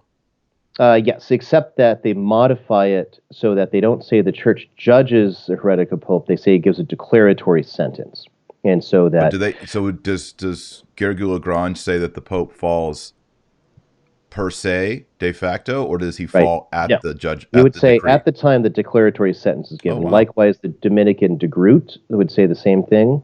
And that's he was under Pius X. In his book, this Summa of Apologetics of Catholic Doctrine. I can't remember the full Latin title, but he says that in there, basically, he holds that Dominican position. And they all go for that declaratory sentence because they realize the consequent would be conciliarism. I'm still not sure how that doesn't become, in some sense, a judgment. That's the thing. Yes. It's one of the complicated things of that position. Yes. Now, but you still don't have a consensus. So you can't argue something certain, like withdrawing from communion with the successor of St. Peter, whom the entire church has received as pope, based on a theological opinion, even if it seems very sound, because he can't do something certain from what's uncertain. Yes. And nobody's going to know how all this is going to work until the church adduces it into praxis. Right. Yeah, that's the problem. Now, one of the things that's, I think, frustrating about opinion 5, Ryan, and this comes out when sede vacantes are debating and discussing this, because they will lay out 5 and they'll say it's per se. If he's a manifest heretic, he is immediately deposed. Well, let's look here. And so deposed in what sense? He is deposed by God, so inasmuch as he's no longer capax jurisdictionis. He no longer has the capacity for jurisdiction in the apostolic see because he's not a member of the Catholic faith. Right. But Bellarmine also says, now he may be judged and punished by the church. He says that in the fifth opinion. Right. He doesn't which say seems to imply he may be that judged by the opinion of men or by blogs or whatever. Obviously, either the equivalent in his time. He says judged and punished by the church. So what does he mean by that? And so the next volume on the church, actually I put one of these in the mail to you, so you'll be able to get that. Excellent. Can't wait. So anyway, so this is on councils, on the church militant, and on the marks of the church. You can get all 3 books separately, and I have it all in one volume. Okay. So book 1, chapter 9, on the utility or even the necessity of celebrating councils. So he gives a number of reasons. This is on page 40 of this work.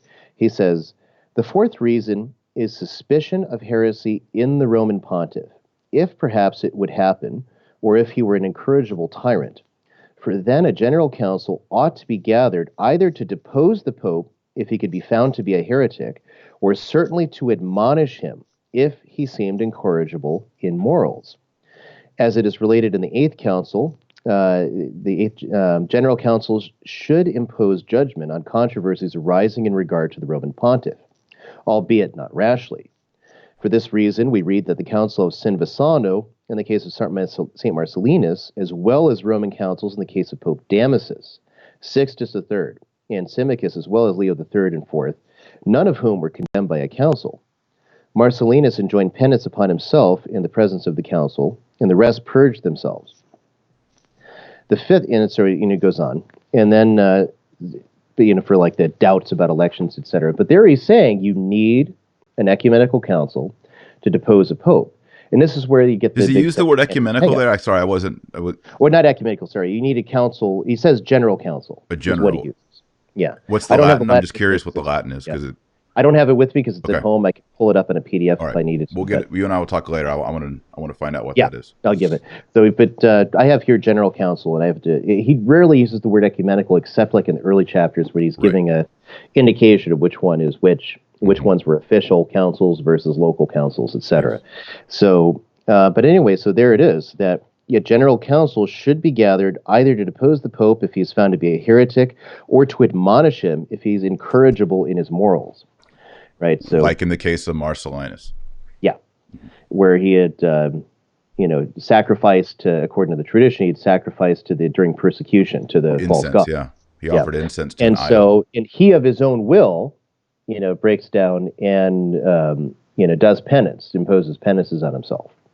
So, as Pope, I've read the legend. People debate whether it's true, but the idea is Pope Marcellinus offers incense to an idol, repents, goes to the church and says, I'm not worthy to be the Bishop of Rome, I'm deposed and all that. And they say, no, we don't judge you, you're the Pope. We still recognize you. And he does penance and stays on as Pope. Right, because he had done something morally bad. So you can think of, in the tradition, particularly evil popes we've had. John it's not just a moral evil, it's an apostasy. Right, it really is an apostasy. Yeah.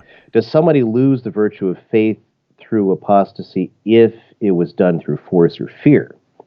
And generally moral theologians answer no, but it's still a mortal sin. Mm-hmm. But they wouldn't lose the faith per se if it was through force or fear, and they're going through the motions. They do say it's a sin, because in moral theology you're trying to break down all the constituent parts of the act and identify which one so the penitent can have his conscience cleared up, right? So they're not saying it's good, but they're saying that you still, as long as inwardly you maintain the virtue of faith, you haven't lost the virtue of faith per se, but you have committed a mortal sin because this is intrinsically disordered. You can never do it. Yeah. So I guess, Pachamama brings up a question, things like that. So I'll leave that to the theologians to work with, though. And so I'm just a historian, so we'll leave that. Okay, so then, so Bellarmine clearly says you need to have a council because you have to have that public witness to the church. And then what about if a council hasn't been held yet? So you get to chapter 21 of Book 1 of Councils, and there he's addressing Lutherans who gave all the reasons why they shouldn't show up to the Council of Trent. This is an older book by his time, but he still picks it up to kind of look at, refute their reasoning. So he gives, make sure I got the right one here. It should be right. Okay. So the sixth condition is unjust impertinent. So the sixth condition is that if the Pope calls an ecumenical council, why do we have to listen? Why do we have to go? Why should we be bothered with it? And, what authority does he have? So Bellarmine says this is unjust and impertinent. Unjust because inferiors should not be free from the obedience to superiors, unless first he were legitimately deposed or declared not to be a superior. Just as it would be unjust that as often as imperial embassies were conducted, the emperor ought to make the oath of fidelity that all the princes must offer in subjection to him freely. Moreover, it's no new or recent thing that bishops would furnish an oath of obedience to the Pope, etc. So he goes on. Furthermore, it is impertinent because that the oath that the Pope imposes does not take away the freedom of the bishops, which is necessary in councils, for they swear they will be obedient to the Supreme Pontiff, which is understood as long as he is Pope, and provided he commands these things which according to God in the sacred canons he can command, etc. So, but they do not swear that they are not going to say what they think in the council, or that they are not going to depose him if they were to clearly prove that he is a heretic. So again, he's got this onus on a council in order to carry out this particular, thing, so that, he's a manifest heretic. So we're going to give, this declaration that it is so. Now the church knows, because it says for the Lutherans, you have to go to the council unless it were first shown that the Pope were, deposed as a heretic. Then you wouldn't have to listen to him. It doesn't say when he first became a manifest heretic. Mm-hmm. Right, then you don't have to listen to him anymore, which is what the Sedevacantists do. He says once he had been deposed, then you wouldn't have to go.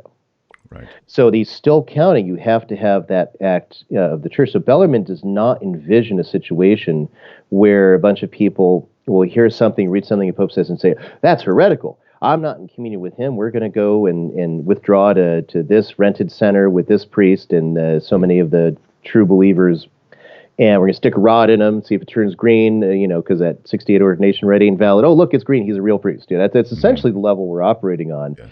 Once you get to that. And so the last thing I wanted to bring up, it's not so much in the Roman Pontiff book, there's a little bit of it that is, but in his ecclesiology as well, there's ecclesiological consequences to the modern day explication of sedevacantism, which is essentially mean that the church is not the church and that the gates of hell would have prevailed. And so there's several, but the first is they always go against that, but it seems to me, because a lot of these Vatican I and other documents, it's not just the papacy. Right. It's the Roman See, the Apostolic See. And And it even seems to beyond me that, that in the and maybe I don't understand all sedevacantists, but it seems to me, and they're going to go mad for this video. Yeah, it is what it is. It is what it is. And I want to say this too. I'm probably the nicest guy out here towards the sedes. I give him a fair shake, and we're actually talking about Bellearmine and the 5 opinions. So I don't want the sedes to just come out and flame me. I'm giving you guys time and giving you guys a Thomistic response to what you guys are trying to say. But it seems to me that, it's not only that there's no papacy, but that the Roman See has defected. right. They're arguing that all the congregations, all the cardinals, and the entire Apostolic See of Rome since 1958 is defected. And it's not just the papacy. It's the See. No. It's the See. It is. It's the See, but it's also all the bishops in the world. That's another principle that Bellarmine defends. Well, they have a few bishops. Well, not just bishops that just happen to have material succession through orders, but bishops who have jurisdiction. And that's what's understood. Yeah, that and all most the bishops of the world are fair enough to say that their bishops don't have any jurisdiction, which is I'm glad they say that. Right, which is true, and because the jurisdiction is in pre-Vatican II theology, and I believe this is still the case, but with the current opinions, but I have to check. But anyway, the bishop depends on his jurisdiction from the Pope. He doesn't hold it by virtue of being a bishop. He has it by virtue of receiving it from the Pope.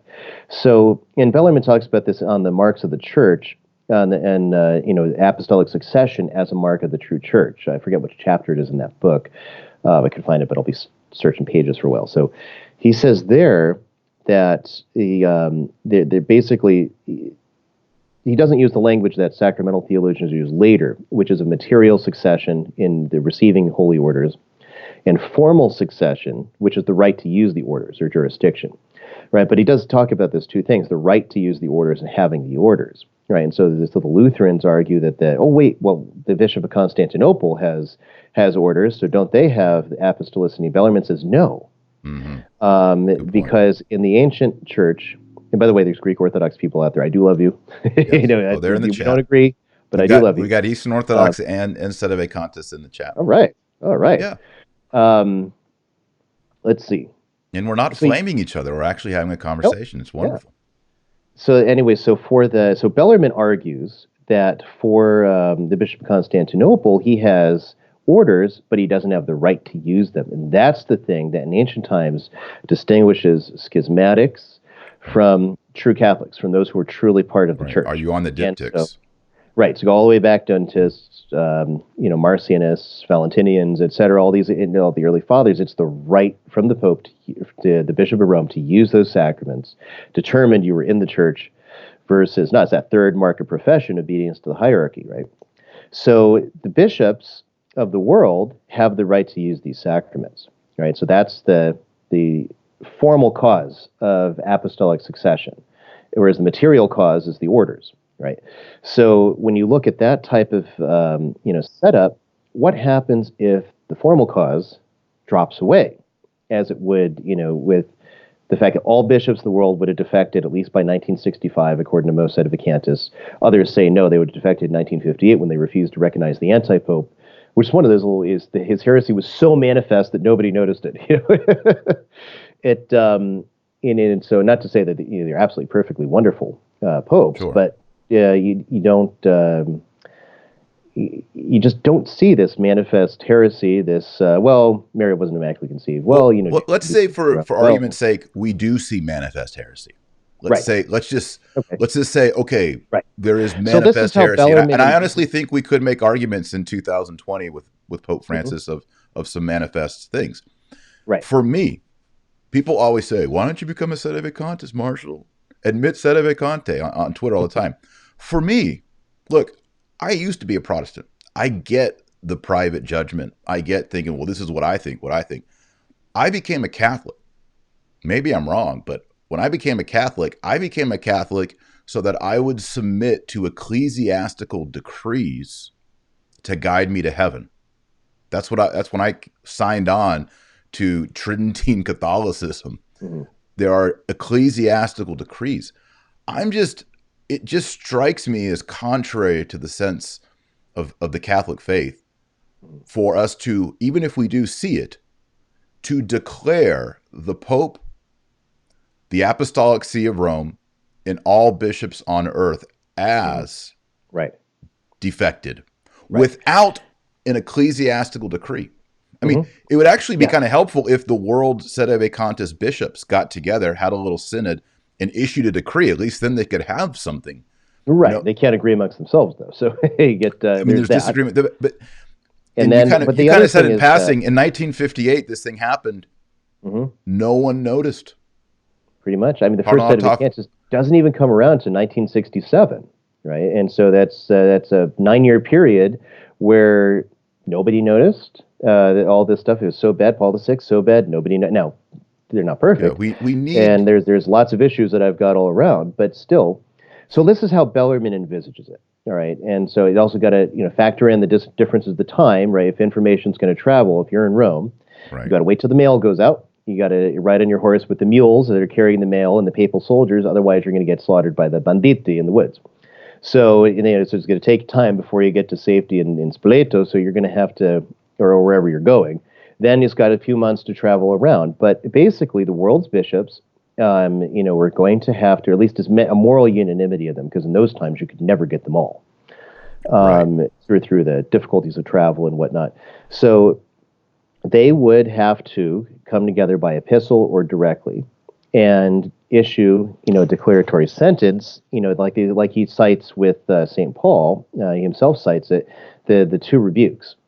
That corruptiones, it's like a box on the ears, kind of correction, right? And that's the word, I think is the word in the Vulgate too for that. But you get the two corrections, and then after that, he's shown to be manifestly pertinacious, right? Yes. And so once that's happened, okay, and then a lot of theorists write that. Suarez writes about that. It's a lot of canonists. There's one named Werner. There's another named Freipel, I think, that I've read on the subject. That also say, that because you need that public witness. And that's how Bellarmine clearly envisages it. As we see in councils, he says that a council is needed to depose a heretical pope. He's saying a general council is needed. Right.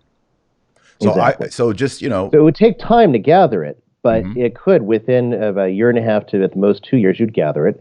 And this is, again, with the goalposts, him and Cajetan, his position to the Dominican position, if he was, he's not the pope on his side, but ex parte ecclesiae, he is still the Pope, and you have to obey him until that decree comes out. Now you know.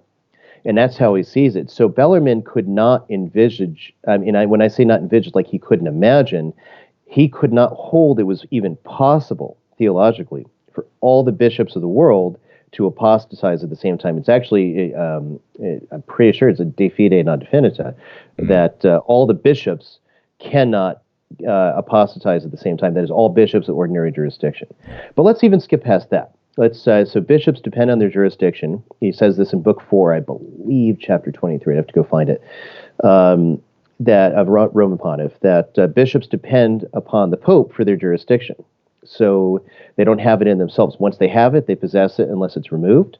But they can't, pass it on to the next guy unless it's by papal consent. Like if you're a patriarch, for example, whether in the ancient church like of Alexandria or today you're a patriarch of one of the Eastern Catholic churches, basically by the concession of the Pope, you pass on jurisdiction to all the members of your church, the bishops of your church, etc. Right? But ultimately, this still flows from the Pope, from the papacy.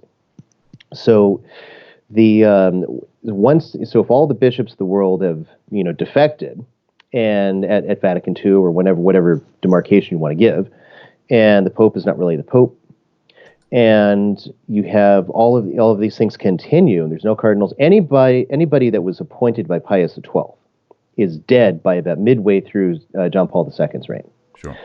So the consequent is ordinary jurisdiction has left the church, and the result is that the mark of apostolicity, the formal cause of the mark of apostolicity, has ceased to be. Yes. And thus, the church no longer has the mark of apostolicity. She's not the church. And the Roman See is defected. Right. And the Roman See is defected. So it's not just like the Sedevacantists say, that, we got a heretical pope. Bellarmine teaches you can get a heretical pope. It's not that at all. It's the consequence of once you have that for 70 years. And that's what we would be saying, is basically the church would no longer exist in terms of the mark of apostolicity. And so you'd have to say, all right, guys, give up the game. It doesn't work. So that's very helpful. And, I would say, for Sedevacantists watching, and I know they are, please don't get mad. We don't have to flame each other. Yeah. We're all trying to figure this out. We're at a very difficult time in church history. This is why I'm not a Sede. I'm not a Sede, but I'm not a Sede hater. We look at the facts, look at the history, look at the crisis we are in the church, and everyone's trying to put together a narrative. So I get it. I just don't follow that narrative. Look, I wrote the book Infiltration. I believe the book is infiltrated. I believe in La Salette. I think the church is in eclipse. I don't think that necessarily means that in our private judgment, we can declare a pope in the entire hierarchy as manifest heretics, right, and the Roman See as defected.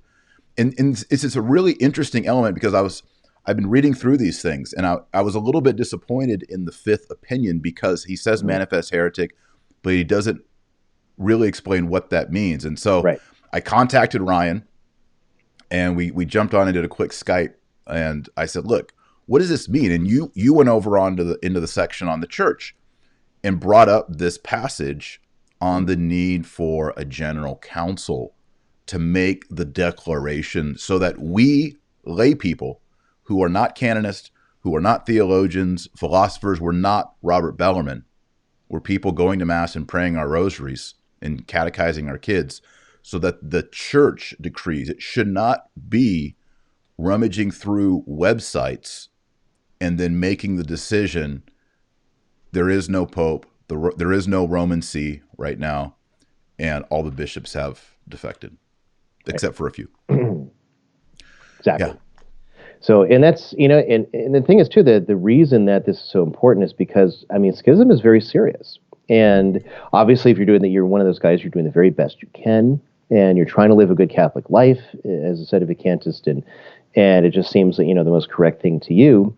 It's possible that God, I'm hoping, probable, that you won't be judged, by God for schism. But the reason why we have to argue this point is because schism is a very dangerous thing. If the Pope is, in fact, the Pope, then those who've removed themselves from communion with him are, in fact, schismatics. They're actually outside the church. And vice versa, if he really isn't the Pope, that we're in communion with him, then obviously we're not in the church either. Right? So this is a very serious question, and it's because we want everyone who can to be saved. We want you to get to heaven. It's not an animus. It's not to sell books. It's not to get a leg up on everybody. Say, oh yeah, I'm better than you. It'd be a lot easier if we could just kind of, it's the easy way out. Oh yeah, well, he's not really Pope, so we have to deal with the stuff. But we have to be careful, and then that brings in some of the problem too, is that those who would be determining this and that's why he calls a council of bishops, and who would also have people advising them, theologians advising them, and people that had serious qualifications in theology. Most of us don't. I don't go around saying I'm a theologian, right? Because as an historian, I've read a lot of theology. I'm aware of a lot of arguments of theology. I've read through so much of the Summa and the commentary and the sentences, and Bellarmine and Bonaventure and various people, that I'm aware of what has been said and argued, and I have decent memory to keep these things in order. But I'm not intrinsically a theologian. There's still things I'm learning all the time. So, I told Father Rippiger a number of years ago, if I ever come out and say I'm a theologian, just take me in back of the woodshed and just beat me until I recant. That's just what's got to happen. And the fact is, there's a lot of people, even very sharp people, that are doing theology that really shouldn't be. And they make mistakes, they make errors, they don't realize they've done it, like we talked about this before. Even St. Augustine said what he wished for was a correctiorum correctorum, a more correct corrector, right? And so, and we all need this. And that's why when you have people who don't have any kind of training, you absolutely need training in philosophy. And you need to have a solid cosmology, and I mean that in a philosophical to mystic sense, not in a modern physics sense. You need to have a solid, notion of metaphysics. You need to have a strong base in logic. Most people do not. You have to, because it's just not taught anymore. It's not because you're stupid. It's just because so many don't have access to any people who are going to teach you these things very clearly and very well.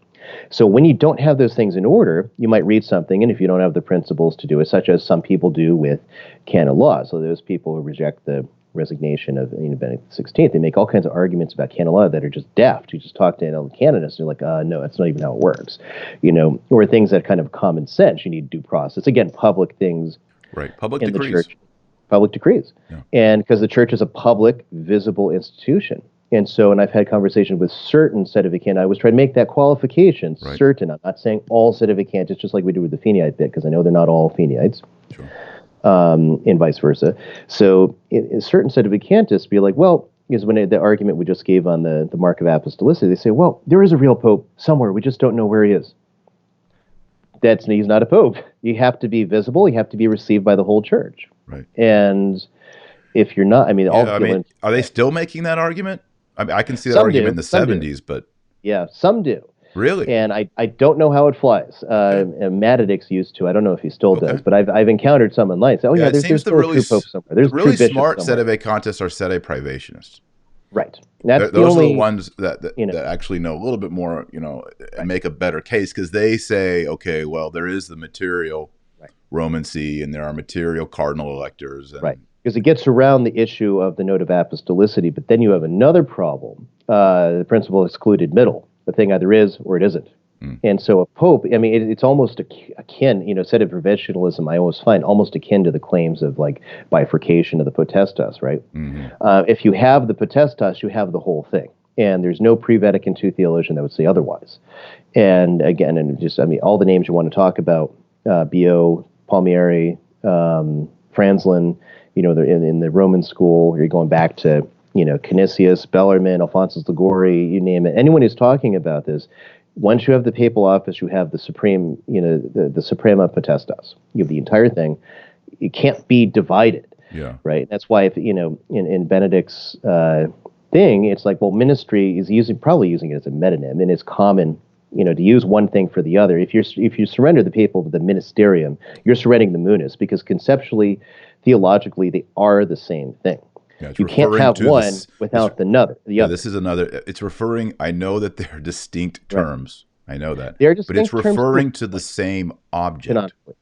They're referring to the same object. The subalternate power, from the office is to carry out the ministry. So if you renounce one, you renounce the other. There's no way you can have one without having. If I refer to Mrs. Marshall and I refer to Joy, there's a distinction there, but I'm referring to the same person.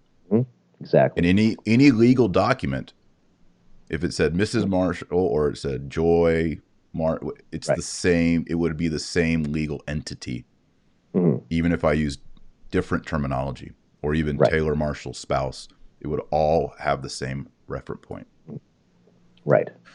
All right. Well, good. This is great. I'm sure there'll be a lot of questions. Maybe we can do a part 2 or a response. I'll look forward. We'll talk more, and I want to get that Latin on the council and the general council.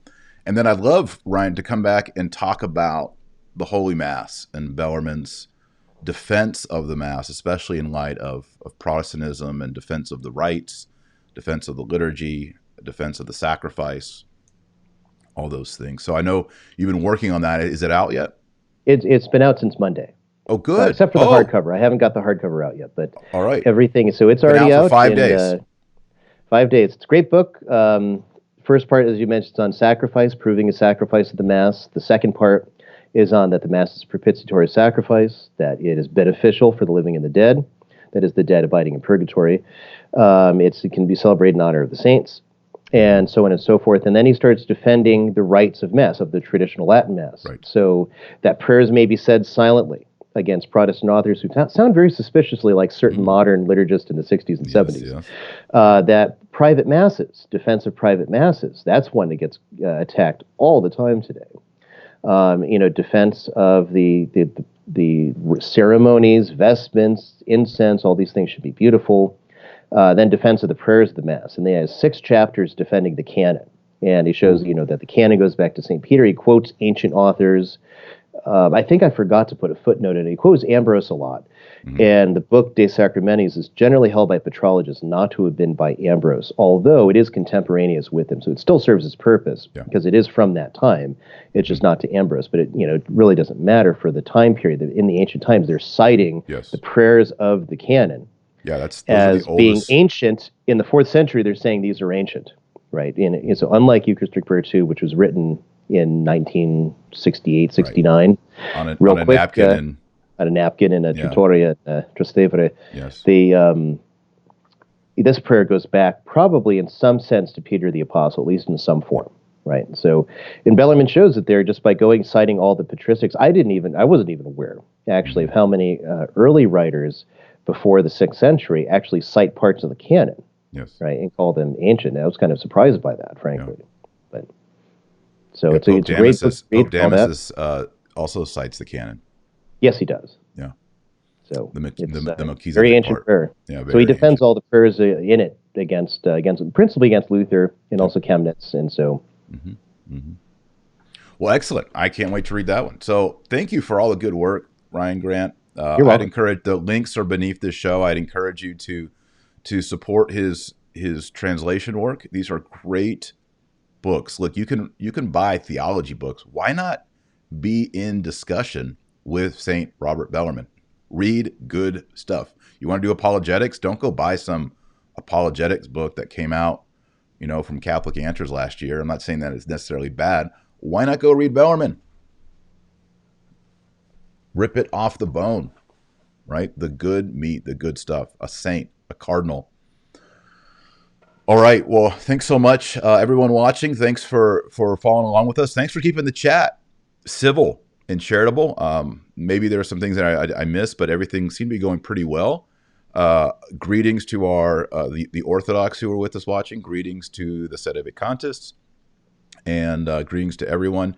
If you like this video, please subscribe. We are live right now, so if you want to see more live videos and participate in the chats, please hit the subscribe button and then hit the bell to be notified. And if you're using a mobile device like an iPhone, go into your notification setting and say receive notifications from YouTube, and you'll get my notifications. Please like the video. That tells YouTube it's a good video. If you want to listen to this on the run, you can listen to the MP3s on Spotify, iTunes, Stitcher. Just search Taylor Marshall in your podcast app, and it will come up. And of course, most importantly, pray the rosary every day. I like that story that Ryan Grant just told about Bellarmine praying the rosary, and someone comes up and touches him, and he was somehow already in the unitive way or in ecstasy praying the rosary, which means Robert Bellarmine was a saint of the rosary. So if you're not praying the rosary every single day, like Our Lady of Fatima said, you're not on the team. You need to get on that rosary. Don't be reading Bellarmine if you're not praying the rosary every day. Get that rosary in every day, 5 decades every day. And then I'd ask our moderators, if you can, while we're still live, throw in the links to Ryan Grant's books and translations. You can also find those below. Anything you want to add at the end, Ryan, before we pray the Hail Mary? Nope. Just thank you very much for having me on and given the chance to talk about these issues, which I've spent a number of years on, and I'm glad to be able to help add to the discussion. Yeah. Well, yeah, thanks for all your expertise. Thanks for the text. Thanks for the translations, and just for a nice, even-keeled, legit presentation. I really enjoyed it. I learned a lot. I've learned a lot from you already. I've grown myself in understanding this issue because you've made these works available. So thank you so much. Well, thank God for inspiring it. All right, well, we're going to pray we'll pray the Hail Mary, and we'll pray the Glory Be. And Ryan, I invite you to say the second half, and then we'll sign off. All right. Nomine Patris et Filii et Spiritus Sancti. Amen.